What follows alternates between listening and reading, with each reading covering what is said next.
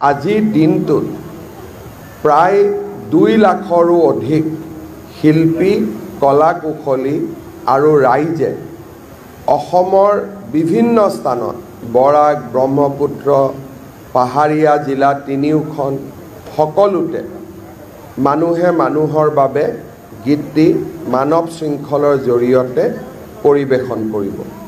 মই শিল্পীসকল, ছাত্ৰ ছাত্ৰীসকল, যুৱক যুৱতীসকল সকলোকে এই মহান কামত ভাগ লোৱাৰ বাবে ধন্যবাদ জনাইছোঁ।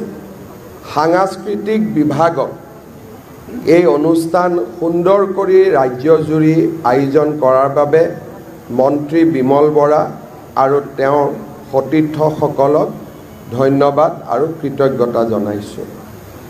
মানুহে মানুহৰ বাবে ভূপেন হাজৰিকা দেৱে ৰচনা কৰি থৈ যোৱা এই গীতটো অকল অসমৰ সম্পদ নহয়, সমগ্ৰ মানৱ জাতিৰ সম্পদ। আৰু এই গীতটি বিশ্বৰ মানৱতাৰ গীত হিচাপে স্বীকৃতি যাতে পায় তাৰ বাবে ৰাজ্য চৰকাৰে নীৰৱে কিছু কাম কৰি আহিছে।